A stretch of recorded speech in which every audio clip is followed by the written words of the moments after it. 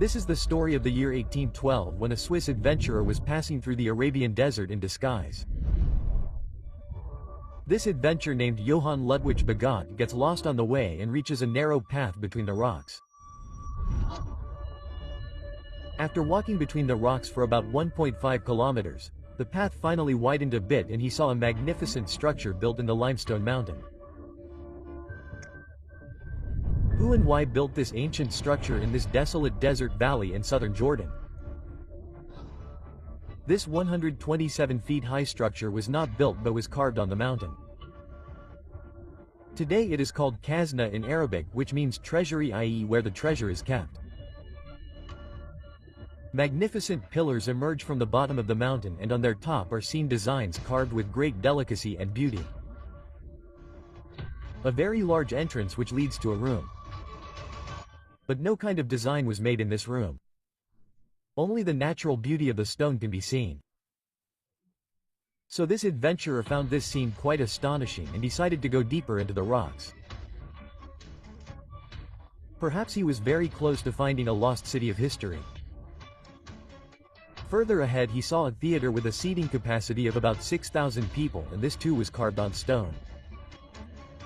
A pathway that was leading to a very large temple-like structure. Some ruins which indicated that a city was once inhabited here. Many monuments were also seen built on the heights of the mountains. Bagot had found the ruins of a city which had a lot of importance in history. This 2,000-year-old city is today known as Petra.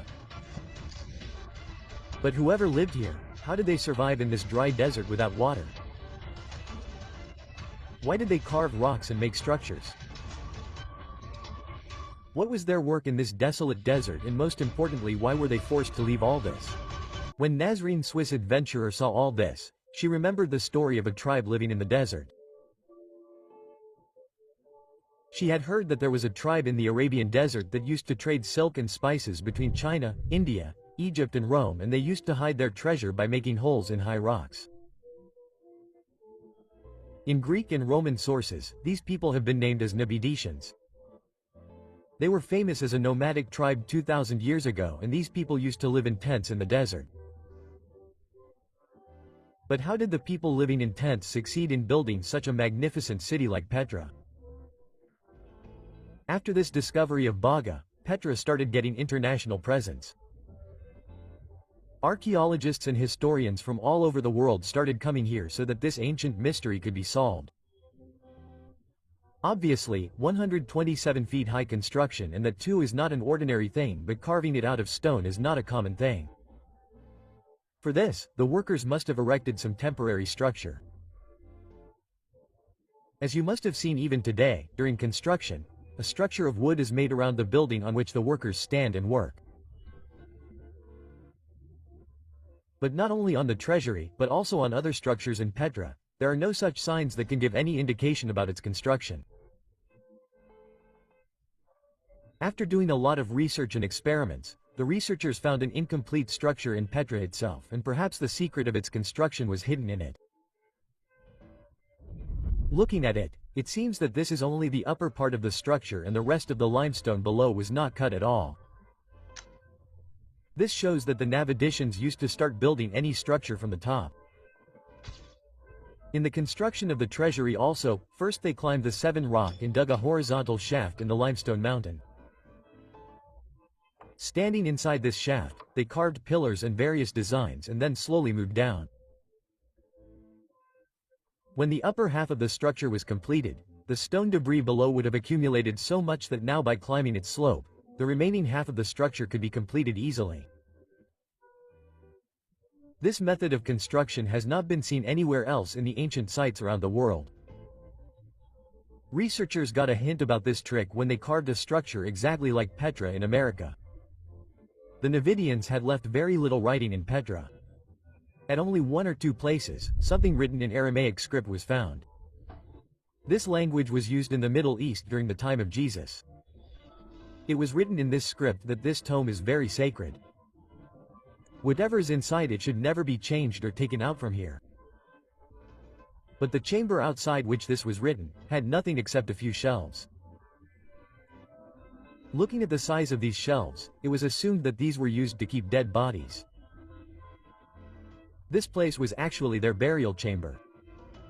More than 800 such chambers have been discovered in the rocks of Petra. Initially, it was also thought that perhaps this city was a cemetery. But later the researchers also found some evidence here which also indicates the presence of living people here. On estimating the size of the living area, it was found that during its golden period, 20,000 to 300 people lived in Petra. But this is a city of 300 people, and that too in a barren desert. So where did these people get water from? A clue to this is found in a structure present in Petra which is called the Great Temple. Some holes have been found on the floor here. It seemed that perhaps water used to flow under it. When experts scanned this place with GPRIE ground-penetrating radar, an important clue came to light. GPR throws radio signals into the ground. These signals collide with different materials inside the ground and come back at different speeds. For example, after hitting the soil, they slowly come back in an empty space, their speed increases. By seeing the speed of the signals, it is estimated that where there is empty space under the ground. The results of GPS showed that a whole network of channels is laid under the floor of the temple. Just like plumbing work is done before the construction of the floor in a house. This evidence was enough to prove that there was an underground water network in Petra. But where did this water come from? Because this place is one of the driest places in the world. Locals still use a reservoir of water which is called Ain Musa. This natural spring provides water from underground. But the problem is that it is about 8 kilometers away from Petra's side. So now the question arises that how did the Nabateans bring water from Ain Musa 8 kilometers below the rocks? We get a hint of this in the narrow entrance of the Trary. Here, signs of pipelines have been seen between the rocks. Such a pipeline was joined in small sections. When water passes through these small sections of the pipe, it must have leaked. But if water was so important for the Nabataeans, how would they let it go waste? When water passes through any pipeline, air pockets are naturally formed inside it which create pressure inside the pipe and the flow of water decreases. This pressure pushes the walls of water from inside, and if there are joints in the line, water will leak from them.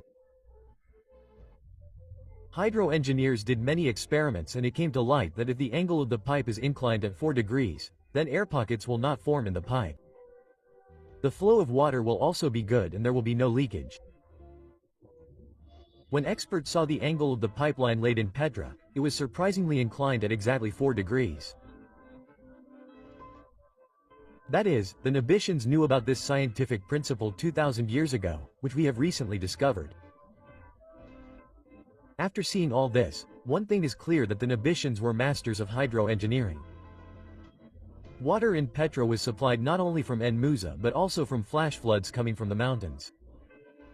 Even today, when flash floods occur here, they are quite deadly. To avoid these, ancient dams were built at different locations in Petra. Researchers have discovered about 5 ancient dams here. The walls of some of which have been preserved for 2,000 years till date. These dams were not only used to store water but also protected the city from the devastation of floods. So far we have come to know about Petra that the Nabataeans who settled here used to trade between China, India, Egypt and Rome. Their skills of carving stones and making structures have not been seen anywhere else in the world. How did their engineers provide water to Petra in the desert? But the main question still remains, why did this city become deserted? Why were the 3,000 people who lived here forced to leave their city? Ancient records tell us that a very dangerous earthquake occurred in the year 363. And Petra also has debris of such broken structures which seem to be the work of an earthquake. Perhaps because of that earthquake, many structures of Petra collapsed and dams broke. After that, the same water which was the life of the city took its life.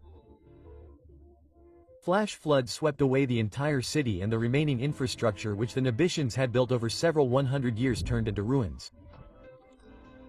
Now there was neither water nor any system left here. Traders changed their routes and the people of the city slowly moved to other cities. Petra got the status of UNESCO World Heritage Site in 1985. And if you have seen Indiana Jones and the Last Crusade, then the Holy Grail Temple in it is actually the Alcazna of Petra.